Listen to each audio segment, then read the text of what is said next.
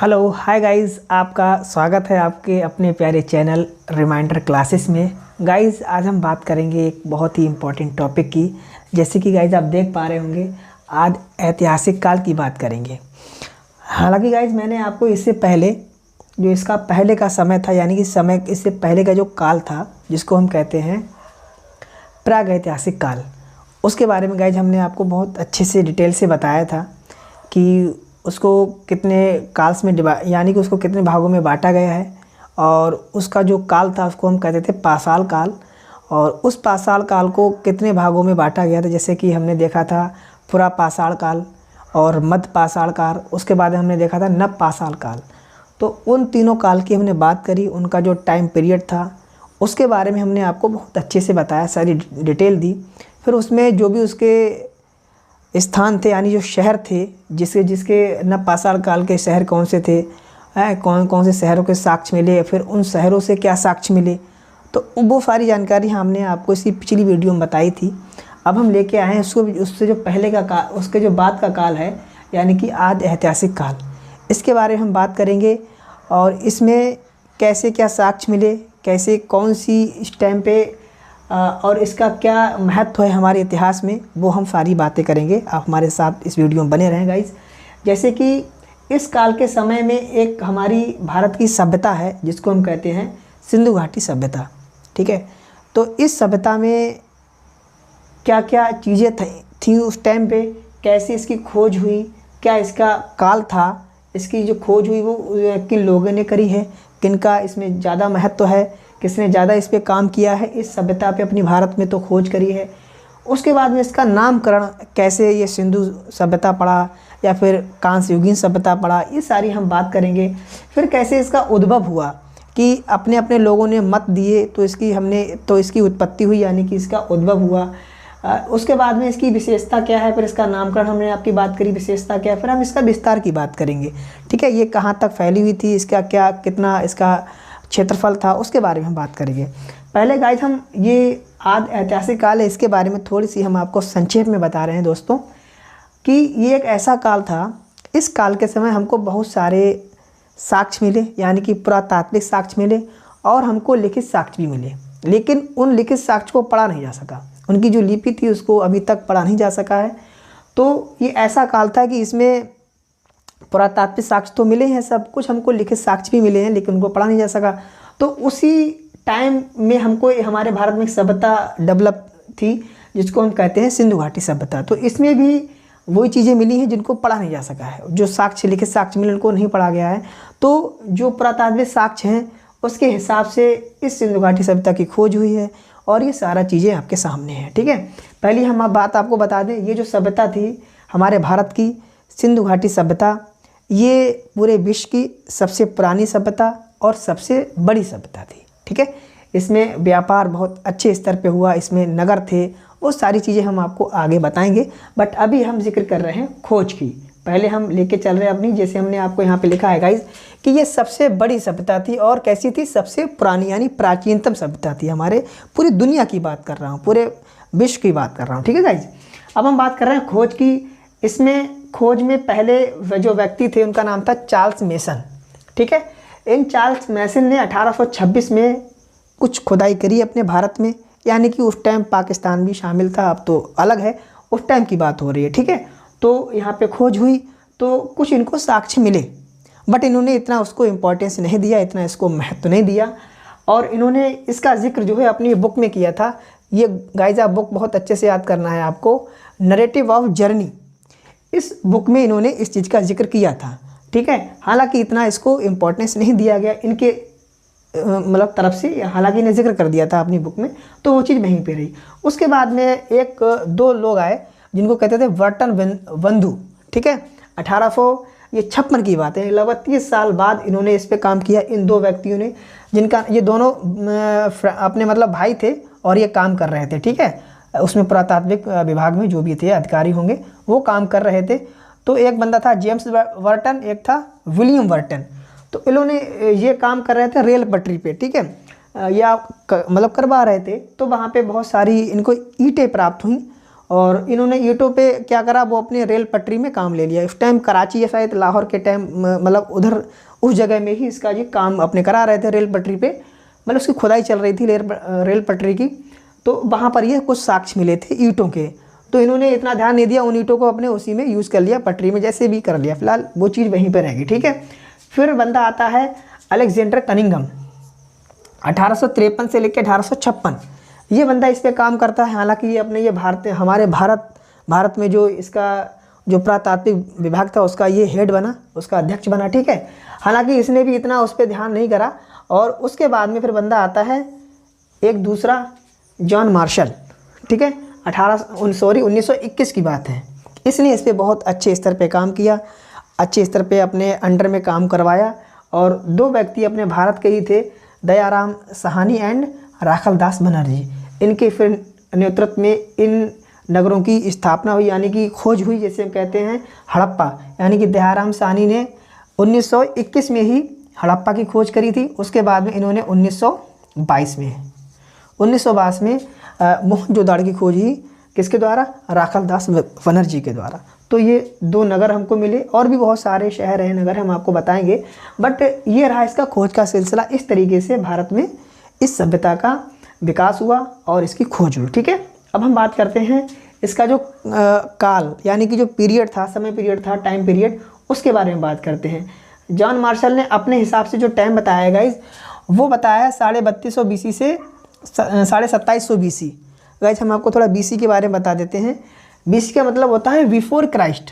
ठीक है। यानी कि ईसा मसीह के पहले का समय की बात हो रही है, कि ईसा मसीह का जन्म नहीं हुआ था, उनके पहले की बात है ये। ठीक है। और जब उनके बाद की बात हुई तो हम उसको कहते हैं ईसवी। ठीक है। तो गाइज ये थोड़ा समझ के चलना है, इसलिए इसमें उल्टा समय चलता है, क्योंकि हमको पहले BC से ईसवी में आना होता है, और ईसवी में आने के लिए BC को ख़त्म करना पड़ेगा, तभी तो हम ईसवी में आएंगे। तभी हमारा इसमें उल्टा चल रहा है, देख रहे हैं आप गाइज, 3250 से 2750 यानी उल्टा हो गया।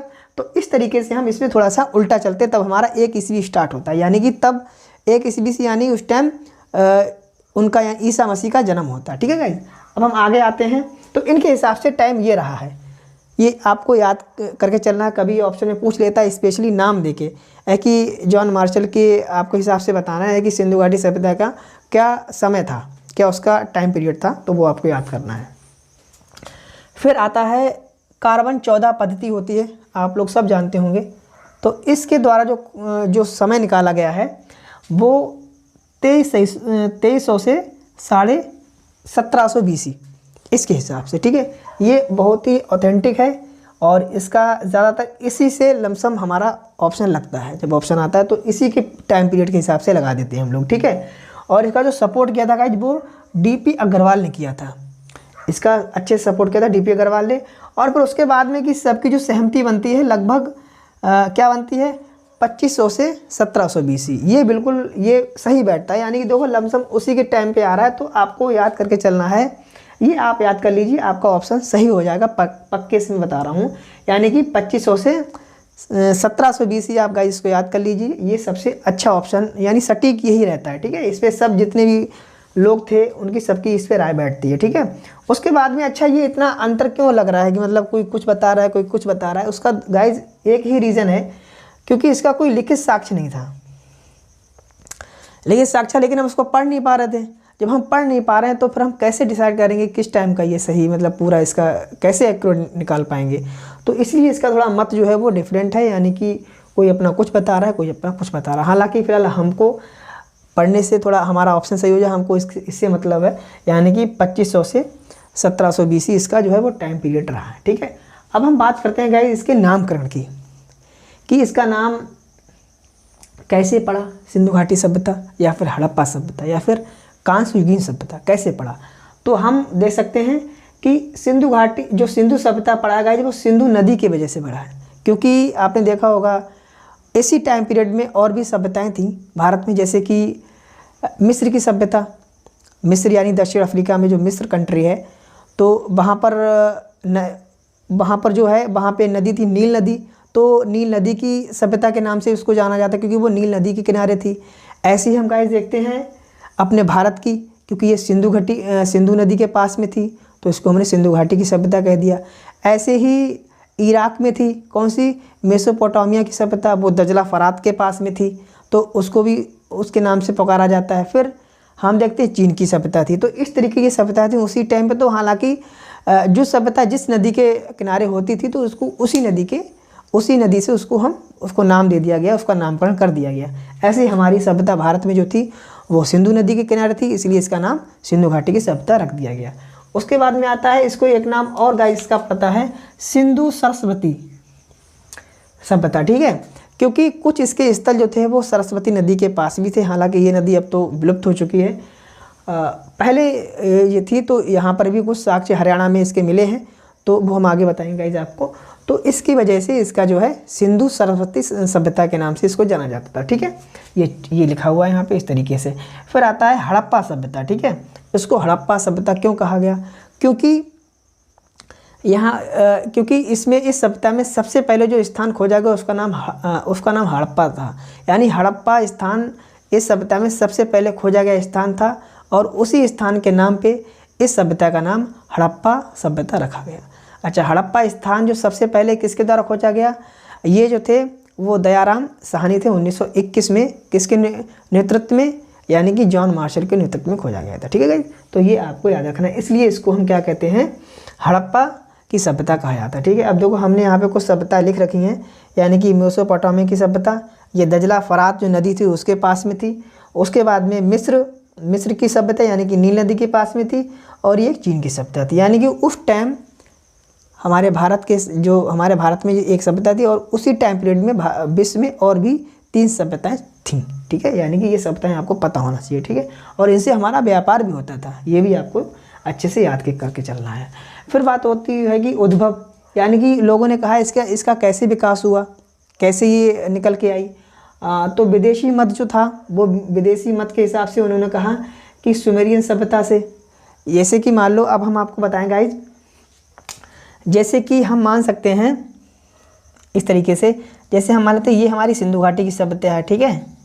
और यहाँ पे हटके ही क्या थी, मेसोपोटामिया, ठीक है। और यहाँ पे हम मान सकते हैं कौन सी थी, यानी कि मिस्र की सभ्यता, ठीक है। तो यहाँ पर ही जैसे मेसोपोटामिया के पास में ही एक सुमेरियन सभ्यता थी, वो छोटी थी बहुत। तो ये लगा लोगों को कि ये लोग सुमेरियन से आके यहाँ पर आके बसे हैं, और इन्होंने इस सभ्यता का निर्माण किया। इसलिए उन्होंने क्या करा, इसको क्या नाम दिया गाइस, सॉरी लाइट चली गई है, अभी देख रहे हैं, एक सेकंड रुको, आ गई, ठीक है। तो यानी कि ये चीज़ है कि उनको ये लगा कि ये लोग जो हैं ये सुमेरियन से आके यहाँ पर बसे हैं, तो इसलिए इन्होंने इसको नाम क्या दिया। विदेशी मत में कौन कौन शामिल था, martial and wheeler and Charles DD, ये नाम थे। इन लोगों ने इस सभ्यता को सुमेरियन की सभ्यता कहा, ठीक है। इसी हिसाब से लेकिन हम देखते हैं कि स्थानीय मत, जो अपने देश का मत जो था, ये तो विदेशी मत था। देखें, स्थानीय यानी हमारे देश का मत, जो हमारे देश का मत था वो क्या था कि द्रविड़ जाति के लोगों से इसका विकास हुआ है, ये कहा गया है। ये किसने कहा था, राखाल दास बनर्जी ने कहा था कि इस सभ्यता का जो उद्भव हुआ है वो द्रविड़ जाति के लोगों से हुआ, ठीक है। ऐसे ही हम देखते हैं कि कौन सा है हमारा, हाँ, टी एन रामचंद्र ने कहा था कि इसका जो विकास हुआ है वो आर्य लोगों से हुआ है, ठीक है। तो ये अपने अपने इन लोगों के मत थे, यानी कि इस तरीके से बताया इसका उद्भव हुआ है, ठीक है। अब हम बात करते हैं विशेषता की, कि इस सभ्यता की क्या क्या ऐसी विशेषताएं थी जो हमको ऑप्शन में देखने को मिलती हैं, और वो हम जानेंगे, ठीक है। पहली बात तो ये कैसी सभ्यता थी, एक नगरीय सभ्यता थी। आप ये समझिए जैसे कि अभी का हमारा भारत है, कुछ ऐसी ही सभ्यता थी, क्योंकि यहाँ पे बहुत सारे नगर हैं, बहुत सारी नालियों का बहुत अच्छा सिस्टम है। ऐसे ही जो इसमें जो नगर थे उनमें भी गाइज ऐसा ही था। नाली का सिस्टम, जो ग्रिड पद्धति होती थी वो 90 डिग्री पे जो नाली काटती हैं, अभी भी काटती हैं, तो पहले भी ऐसा ही था। तो आप ये इसकी विशेषता है कि नगरीय सभ्यता थी। फिर क्या था, कांस्य युगीन सभ्यता, यानी कि इस सभ्यता के लोगों ने कांसे का बहुत अच्छे से प्रयोग किया था। हालांकि लोहे का प्रयोग यहाँ पर नहीं हो पाया, लोहे की खोज यहाँ पर नहीं हो पाई, पर कांस्य की खोज, कांसा यानी कि तांबा और टिन मिला के, कांसा यानी कि कांसा जो बनता है वो तांबा और टिन मिला के बनता है, ठीक है। तो इसकी यहाँ पर बहुत अच्छे से इसका उपयोग हुआ था, इसलिए इसको क्या कहा गया, कांस्य युगीन सभ्यता, यानी कांस्य युगीन इसकी विशेषता थी। फिर क्या थी, आदि ऐतिहासिक, यानी कि हमने आपको गाइस पहले बताया था, इस सभ्यता के जो भी साक्ष्य मिले हैं, यानी जो लिखित साक्ष्य है वो पढ़े नहीं जा सके हैं, ठीक है, उनकी लिपि को पढ़ा नहीं जा सका। फिर ये बहुत शांति प्रिय सभ्यता थी, यानी कि यहाँ पे कोई भी ऐसे युद्ध का साक्ष्य नहीं मिलता है कि कहीं पे ऐसे युद्ध हुए हों, बहुत उस तरीके के युद्ध हुए हों कि भाई कहीं पे औजार मिले हों, ऐसा कुछ नहीं हुआ है, ठीक है। तो ये अंदाज़ा लगाएगा कि बहुत ही शांति सभ्यता थी, ठीक है। फिर आता है व्यापार प्रधान, यानी कि यहाँ पे बहुत अच्छे स्तर पे व्यापार होता था अलग अलग सभ्यताओं से, यानी कि मिस्र की सभ्यता से, मेसोपोटामिया की सभ्यता से, चीन की सभ्यता से, तो ऐसे बहुत अच्छे स्तर पे व्यापार होता था। लेकिन व्यापार कैसे होता था, वस्तु विनिमय के हिसाब से होता था, यानी कि उस टाइम कोई सिक्के का आविष्कार नहीं हुआ था, ना कोई सिक्के की खोज हुई थी जो जिस तरीके से सिक्के का लेन देन हो, खाली वस्तु का विनिमय होता था, यानी कि आप हमें ये वस्तु दें, आप हमसे ये वस्तु लें, इस तरीके का होता था, ठीक है। बट होता बहुत अच्छे स्तर पे था। फिर आती है विस्तृत सभ्यता, यानी कि हम कह सकते हैं ये बहुत ही विस्तृत विशाल सभ्यता थी पूरी दुनिया में, ठीक है। अब हम बात करते हैं समाज। हाँ, समाज यहाँ पे गाइस दो भागों में बटा हुआ था, एक उच्च वर्ग, एक निम्न वर्ग, ठीक है। जो उच्च वर्ग के लोग थे उनके घर तो थोड़े ऊंचे हुआ करते थे, और जो निम्न उनके घर थोड़े नीचे हुआ करते। इस तरीके से कुछ साक्ष्य मिले हैं, तो उनसे ये पता लगा कि ये ऊंचे घर हैं, तो ये शायद जो उच्च वर्ग के लोग थे उनके होंगे। इस तरीके से जो पुरातात्विक साक्ष्य मिला उसके हिसाब से ये अंदाज़ा लगाया गया, ठीक है गाइस, क्योंकि कोई लिखित साक्ष्य तो है ही नहीं। अच्छा, फिर बात करते हैं विस्तार की, कि इसका विस्तार कहाँ तक है, ठीक है। पहली बात तो ये हमारे भारत के उत्तर और पश्चिम में है, ये ध्यान करना है। हमारा जो भारत है वो उत्तर पश्चिम के साइड में ये चीज़, ये सभ्यता थी, ठीक है। उसके बाद इसका जो क्षेत्रफल है वो कितना है, वो 13 लाख वर्ग किलोमीटर है, ठीक है। ये आपको अच्छे से याद करना है। अगर आज हम देश की बात करें, देखो भारत में तो थी ही, फिर पाकिस्तान में भी थी और अफ़गानिस्तान में भी थी। ये 3 देशों में सभ्यता फैली हुई थी। और अगर हम बात करें अभी वर्तमान में इसके कितने स्थल खोजे जा चुके हैं गाइस, 1500 स्थल इसके अभी खोजे जा चुके हैं प्रेजेंट टाइम में। बताइए, बहुत सारे स्थल मिलते रहते हैं। तो वो इस तरीके, यानी भारत में सबसे ज़्यादा है, भारत में 900 हैं, पाकिस्तान में 500 और अफ़गानिस्तान में 200 हैं। तो इस तरीके से सभ्यता थी। देखो हमने आपको मैप में गाइस बताया भी है, ये इस तरीके, जैसे कि हमारा भारत जो था जम्मू कश्मीर में यहाँ पर थी, एक स्थान था मांडा, ठीक है, वो यहाँ पे था। उसके बाद में हमारे उत्तर प्रदेश में था, कौन सा शहर था उत्तर प्रदेश में, आलमगीरपुर, ठीक है, उत्तर प्रदेश में आलमगीरपुर था। और यहाँ पर कौन सा था, महाराष्ट्र में भी थी ये दाइमाबाद, ठीक है। हालांकि फिर यहाँ पर भी स्टेट हैं, पंजाब है, राजस्थान है, हरियाणा है, इन राज्यों में भी फैली हुई थी, ठीक है। फिर यहाँ पर देखें तो बलूचिस्तान, तो यहाँ पे सुत कांगेडोर था यहाँ पर, यानी कि ये सभ्यता जो थी वो एक त्रिकोणीय साइज में, यानी शेप में थी, इस तरीके की थी, ठीक है गाइस, ये आपको देख लेना है। अच्छा, फिर हम बात करते हैं, जो हमने यहाँ पे लिखा है गाइस, यानी ये सभ्यता जो कैसी थी, आकृति कैसी, त्रिकोणीय थी, ठीक है। भारत के जो राज्य थे वो जम्मू कश्मीर था, हरियाणा था, पंजाब, राजस्थान, गुजरात और महाराष्ट्र, ठीक है। ये गाइस हमने आपको सिंधु घाटी सभ्यता के बारे में अभी कितना बताया है। अभी हमने आपको सिर्फ इसका खोज बताया है, काल, नामकरण, उद्भव, विशेषता एंड विस्तार। अभी इसका हम विस्तार आपको और बताएंगे। वो कैसे बताएंगे कि इसके जो स्थल हैं, यानी कि पाकिस्तान में कितने ऐसे स्थल हैं जो इस सभ्यता के थे या फिर हैं, ठीक है। उसके बाद में हम बात करते हैं कि भारत में, अपने भारत के 7 राज्यों में फैली हुई थी। अब 7 राज्यों में कौन कौन से ऐसे स्थल थे, वो फिर वहाँ उन स्थल से कौन से ऐसे साक्ष्य मिले, उन सब की हम बात करेंगे गाइस अगली नेक्स्ट वीडियो में। आप इस वीडियो को ध्यान से देखें और अच्छे से नोट कर लें, इसको आप स्क्रीनशॉट ले लें और बढ़िया से इसको अपनी कॉपी पे नोट डाउन कर लें, ठीक है गाइस। कोई आपको सजेशन आप दें तो प्लीज़ हमारे इसमें कमेंट बॉक्स में कमेंट कीजिए। अगर इसमें सुधार की आवश्यकता है बिल्कुल सुधार करेंगे। अगर कोई भी आपको डाउट लग रहा है आप हमारे कमेंट बॉक्स में कमेंट कीजिए, उसमें हम ज़रूर आपको रिप्लाई करेंगे, ठीक है। अगर आपको हमारी वीडियो अच्छी लगती हो, कुछ इसमें आपको कुछ आपको इससे नॉलेज गेन हो रही हो, तो प्लीज़ आप इसको अपने फ्रेंड में शेयर कीजिए और हमारे चैनल को सब्सक्राइब कीजिए। Thank you for watching. Thank you sir.